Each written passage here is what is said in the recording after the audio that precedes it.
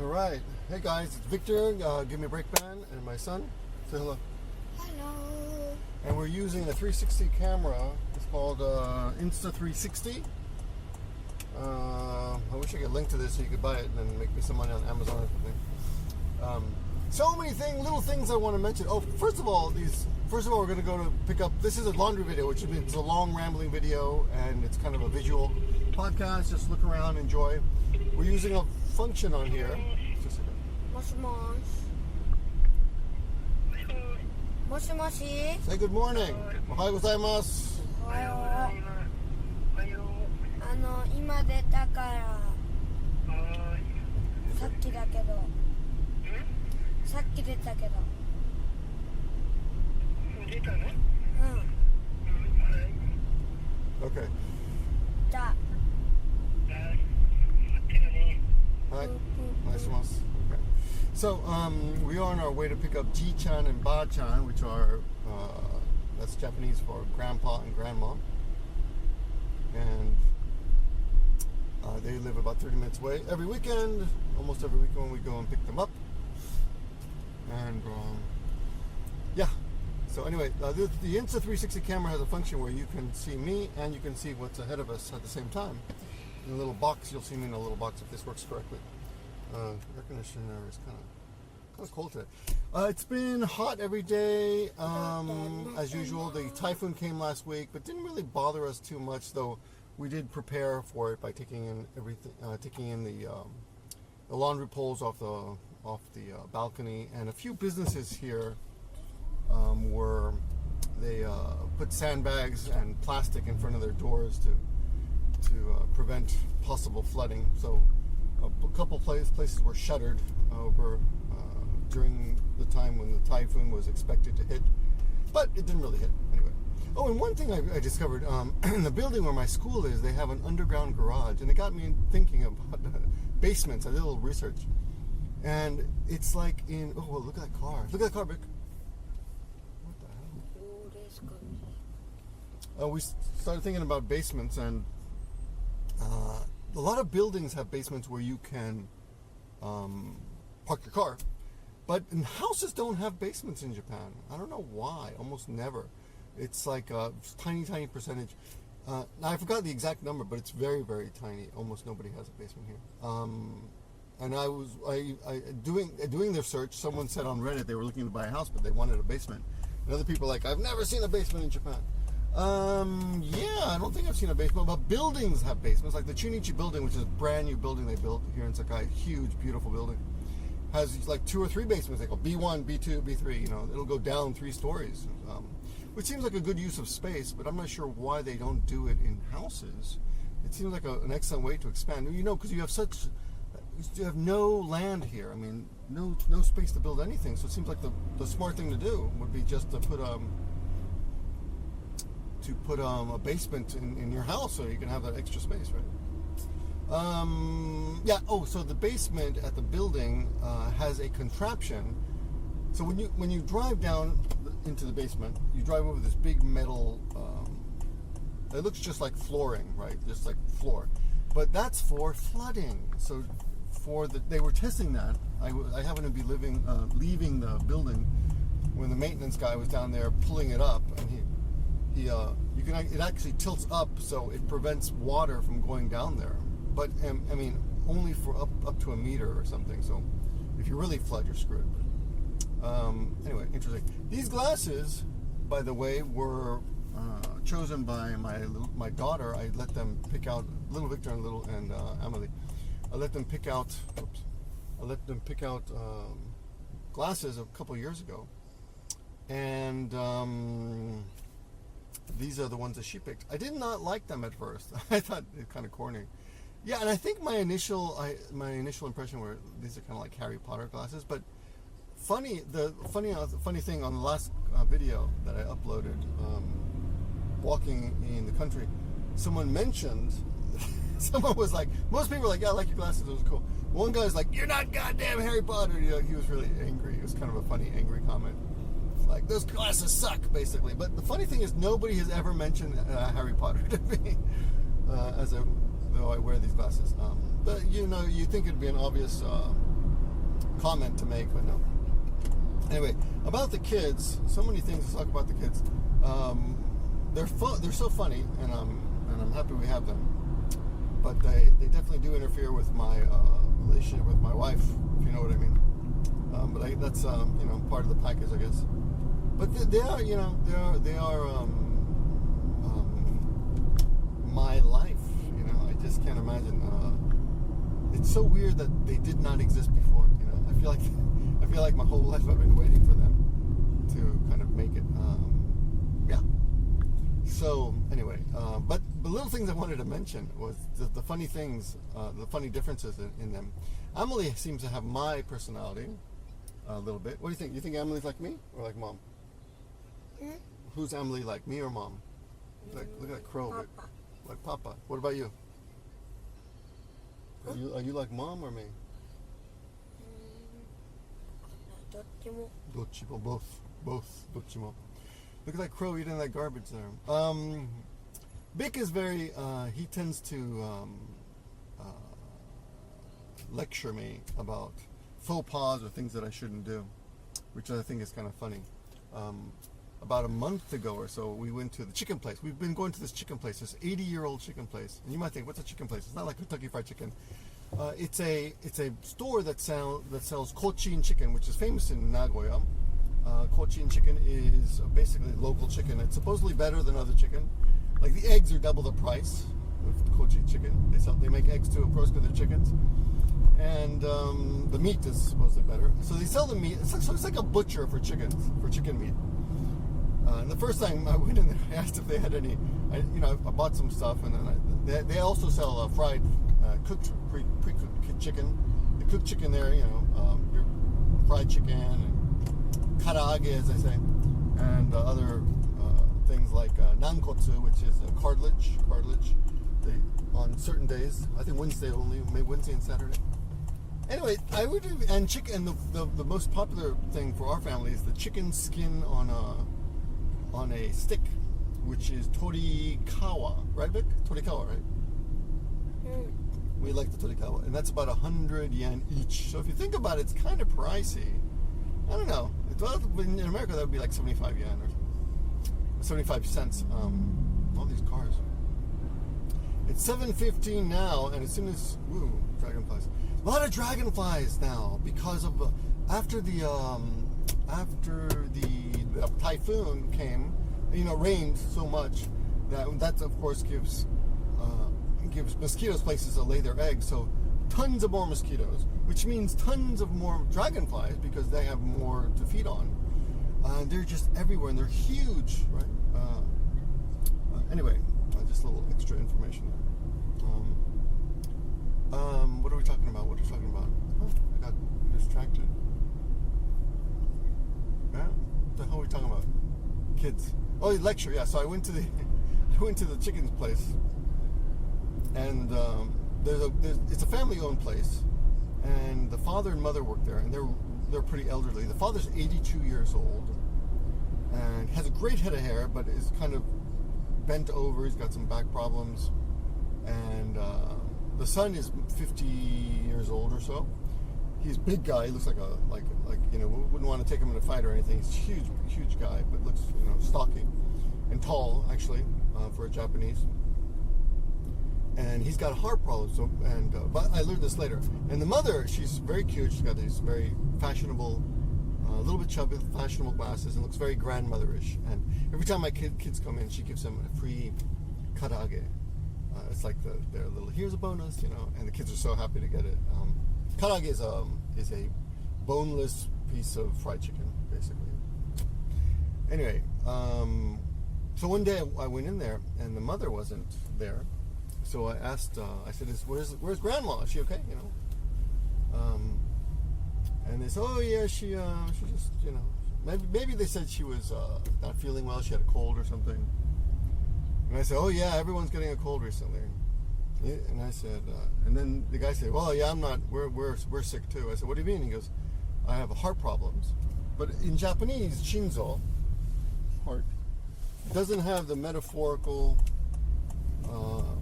meaning of the heart in English, which is, of course, could be romantic, your heart. So I said, so I made a joke. I said, what happened? Did you have a broken heart or something? Someone turned you down? I said, me too. Maybe I've been rejected as well. I made a joke like that, and it doesn't really work in Japanese because there's no natural connection between heart in Japanese, shinzo, and heart in English, which is this heart, your romantic heart. But they're like, huh? And I'm like, I was making a joke, broken heart. When you have to explain your joke, you failed. So anyway, we leave the restaurant, not the restaurant, the little shop.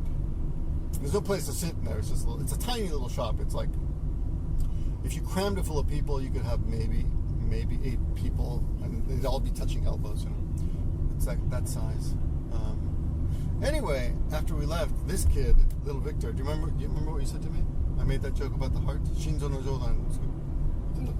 Tell me what you said. Do you remember?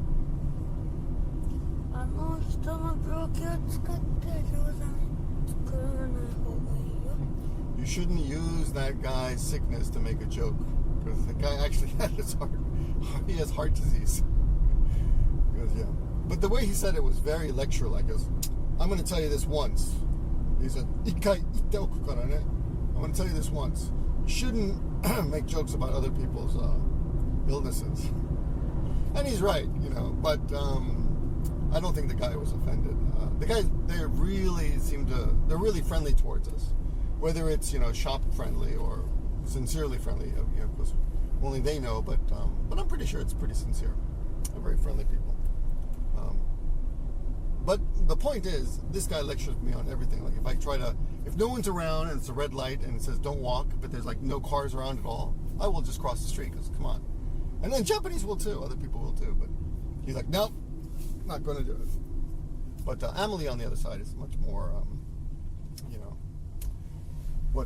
carefree and wild, I guess, about stuff like that. Anyway, yeah. So Amelie will. I got an Alexa. I don't know if you guys know that Alexa's that Amazon thing. It's like a little TV.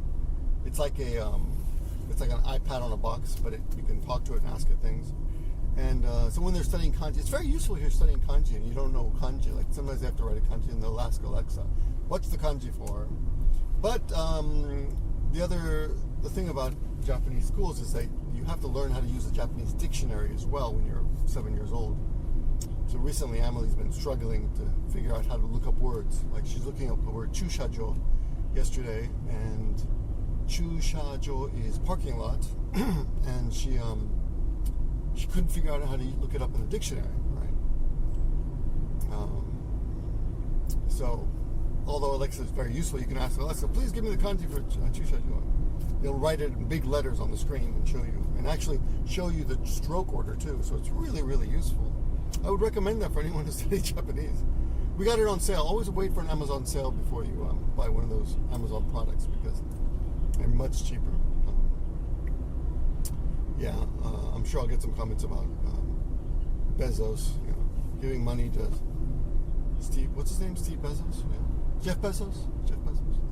Steve Jobs. Jeff Bezos. Elon Musk. All the big guys. But I'm enjoying this. My experiences with fatherhood and such, and little things like that. Little memories like that. I want to be able to keep. Amelie will play some song on the Alexa, which is kind of almost out of her reach. She has to she'll get a little stool and then we'll go up there and like do searches. She'll tell it to search something, but then she's got to hit the play button for YouTube, for example. And she'll go and play a song there, Crow. She'll play a song, and then she will dance to the song. And it's very, it's like, I don't know how to describe it, but I feel like, this kid's really a Japanese girl. She's just dancing to the song again, over and over and over. It's pretty funny. I took them to karaoke in English, karaoke the other day, for the first time, and they both had a great time. Amelie went with me and my students, and this guy was off somewhere doing something. Oh, notice the license plate in front of me is 888. Very lucky in Asia. Apparently license plates like this and phone numbers like this. I was reading that in China, the phone number 8888888 whatever was sold for like, I don't know, an insane amount of money, like millions of dollars. But yeah, it's because of infinity. 8 never ends, right? So it's kind of a lucky number, I guess. Yeah, karaoke. So we went to karaoke with Amelie. She picked a song right away, and nobody could believe it was her first time. She just started singing, belting out music, and it was really funny. And just fun to see. This guy, though, we took him a couple days later, again with my students, and he was like, I don't want to sing. I'm shy. He's much more shy, but reserved, I guess. But eventually he did sing, and they all had a great time. I don't know if that's in the blood. I couldn't remember any songs I wanted to sing, but being old school, I sang. Oops, is this falling? I sang old 1960 songs. Oh no, this is falling. There we go. Okay. Those are just little things I wanted to capture in my mind. Of course, there's other things that are on my mind that I'm thinking about all the time. Things that are happening at school. I was thinking about something that happened years ago that I never talked to you guys about because I didn't want to bring up current real life drama. But about 10 years ago, and the reason I remember this is there's a school that I subbed at 10 years ago, and recently, as I keep in touch with some of the teachers, and recently one of them took a picture of a boombox, a CD player, cassette player, that had all these markers written on it, and it had the initials YM on it, or MY, yeah, MY, and they sent it to me and they asked me if they knew who this belonged to. They thought maybe I knew, the owner, or maybe it was mine, and MY had some other meaning. But there was a lot of scribbling on it and almost illegible kanji. But it reminded me of the guy who owned it, who I think has since passed away. But it was an old-time Japanese teacher, a teacher of English, who I had gotten into a bit of a drama with, I guess. I don't remember what caused it, but I remember that his attitude towards me was extremely bossy. And he wasn't my boss at all. He was a coworker, but at first he was friendly, and anyway, he was pissed off because I would not do what he wanted me to do. He wanted me to stay. He would stay here and listen to me. I'm like, I gotta go. I'm busy. I gotta go to class. I gotta go do this, that. Anyway, he was bossing me around one day, and I said, listen, you can't just tell me what to do. I'm a 50-year, I guess, yeah, it was about 8 years ago, because I said something like, I'm a 48-year-old man, okay? I have kids, and I have a house, and I'm married, and I'm not one of your students that you can just tell what to do, right? It was the students, of course, were university students. It was that kind of position. But he was so pissed off that I would not come. He was bossing me, and I basically said, look, you can't treat me this way. You can't talk to me this way. And I didn't do it meanly. I was just like, I gotta go. But he reported me to HR. It was really funny. And HR doesn't speak any English, and he insisted. So we had a meeting. I was called in with him. It was a ridiculous situation. We were called into the office, and the HR guy was actually some kind of like, he wasn't the top, he wasn't like the dean of the school, but he was like a top administration person. I don't know exactly what he did, but he's a little guy, he's a little skinny guy with glasses, stern, no smiling, and we had to sit down, and then I'll call him Mr. Y, the guy that was pissed off at me, Mr. Y. He berated me and told me, that I was not a real teacher, and that he was, and I could not give a lecture in Japanese about the Japanese history, but he could give a lecture American history in English, and he has to respect me more. And even though my English is, of course, better than his, I should be teaching him English, and helping him improve his English, instead of I don't remember exactly the stuff, but it was a funny situation because the poor guy who brought us into the office did not want to be there at all. He was kind of bullied into dealing with this conflict. And here's the takeaway. Okay, after that blowout, Mr. Y became much more friendly towards me. I think maybe he felt like he got it off his chest, like he vented or something. And I treated him cordially and friendly, and I would help him with his English. He was every break he had, he would have the English newspaper out and was reading it and taking notes, even though he was on the verge of retirement. He's a very, very old teacher. But he was always studying, making notes, and trying to improve his English, which I guess is very commendable. But he was a real hero. He's really bossy, and he had a problem with every single staff member in the school. Like, everybody knew that's one reason that probably I didn't get in trouble, is because everyone knew he was just a big complainer. But what I took away from that was that if you want to, I often hear about people complaining that they get no respect and when they work in a Japanese school, and it's kind of true, but I don't care. I know that I'm a good teacher. I know that I can teach, and I know my classes are informative, and I make them as entertaining as I can to keep the students' attention. But I always tell students that it's not that I'm a good teacher; it's that I just have experience. I've been doing this for a long time, so I've really thought about the things that I'm teaching, and I can explain things in ways that other teachers can't. Not because I'm smarter, but just because I have more experience. And I'm actually interested in the topic. Like I really enjoy being able to get to help the students learn English. So, but if you're going to work in Japan, I would say you really need to have a sense of who you are and your own value, and not rely on people to assure you that you're a good teacher, or you don't need, or rely on your coworkers, other teachers to praise you or anything, because they're not going to. They're going to. Some of them still think of me. I'm sure. Don't think so. I think by now. Well, I suppose it would depend on the school, but I think if you work in a place long enough, you would be able to get there, maybe respect. But I remember, this was like 8 or 9 years ago, but I remember after 1 year there,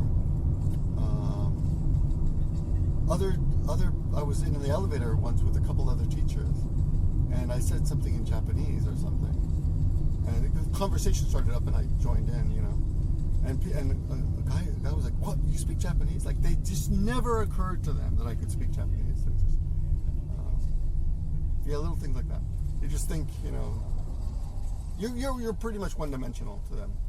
But if you're comfortable in your own skin, who cares? That's my point. Don't worry about it, And not just for Japanese people, but anybody, Oh, so as soon as you open your mouth, people will have an opportunity to judge whether you're intelligent or stupid. In English, I think that's what we say. That's what we say in English, right?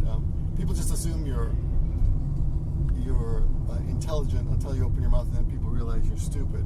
I forgot. There's some expression. Maybe someone will remember that expression. I think in Japanese with foreigners, it's kind of the opposite. People just assume you're stupid until you open your mouth. Then they have an opportunity to understand that, maybe this guy's got this woman in the street. Then you've got a chance to realize, maybe this guy there's more to him than just an English speaker. Which brings me to a political topic. Kamala Harris recently finally gave an interview, and she hadn't given an interview for a while. and people were like, "Oh, she's got to give an interview," and other people were like, "No, it's best just to hold off the media." But if you think about it, it's kind of smart not to open your mouth, because you don't give an opportunity for people to poke holes in whatever you say. But Trump talks all the time, so pretty much everything he says, you can kind of dismantle or make fun of. Yeah. So I guess you win, you lose either way, right? Talk too much, people realize that you're not that smart. Or you don't talk enough, and people just think you're hiding something. Culturally, though, I think it's different in Japan. You know? Most people here are quiet. Anyway, I got way off on that's what a laundry video is. You just get way off on topic. Get way off topic. Yeah. We're in the country now, and nearing my grandparents, my in-laws' houses. A lot of land for sale here. I often think about, I wish Yoko would let us move out so we can live out here, have more space. But she likes the city. She likes our little house with no basement. No basements out here either.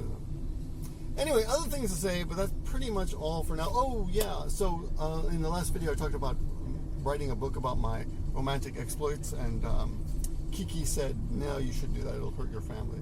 Yeah, I thought about that. Mark Twain wrote a book that he gave to his publishers and said, "Don't publish this book until 100 years have passed since my death," or something, which is a good idea. I guess I could do something like that, but who's gonna care? But I wouldn't hurt my family. Yeah. Anyway, but yeah, there are other books in my head, so that's something I should really sit down. I used to write a lot. I mean, I have dozens and dozens of notebooks full of my writing, and it's something I used to really enjoy. But one of my biggest problem is that I care too much about my responsibilities as a teacher. So I'm always preparing classes before I make a video or write or do something like that. So I'm kind of my worst enemy. If I were just a YouTuber, I'd probably make a lot more videos, of course. Well, I'd have to, and I wouldn't have the pressure. Yeah, I wouldn't have the pressure of supporting a family with a job, which takes up time. Trading my hours for money, which is really sucks up a lot of time. I have so many things to do, tests to prepare, and lessons to prepare, and proofreading to do, and I often prioritize that over my own desire to make a video.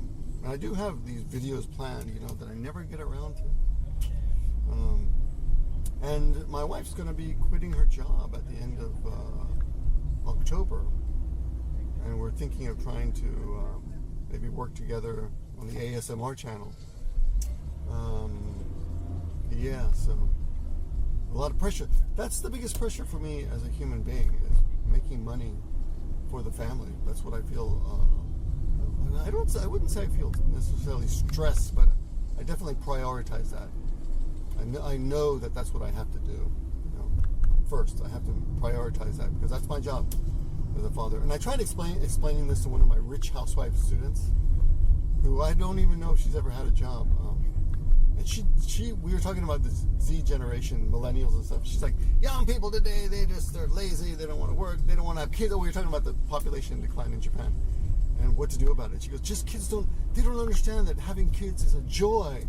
And now they want handouts from the government, because right now the government is trying to encourage people to have children. One way they do that is handouts, and she's against the handouts. And one reason is my kids are all grown up, so those handouts don't help me at all. But I was trying to explain to her that life is harder now. Wages have not gone up in Japan at all. This car passed me. Wages have not gone up in Japan at all, and if you have 3 kids in Japan, the government will now pay for the third kids for their college, all their colleges. I think there's some programs like that. And in Nagoya, if you have a kid, you don't have to pay any medical bills for the kids until they're 18 at all. Anything that happens, you go to the hospital, you don't have to pay anything, which is amazing. But she was like, I don't understand why we have to give money for people to have kids. And I told her, I said, it's a lot of stress. I said, that's my biggest stress in life, is just trying to make money for the kids. And I think I kind of opened her eyes. I don't think she realized that. But I forgot for you. You see it. Okay. Okay, that's all I got for you. Thanks for listening, guys. Hope you enjoyed our little trip with this new contraption. Now we're going to go pick up Ji-chan Ba-chan. See you later. Goodbye.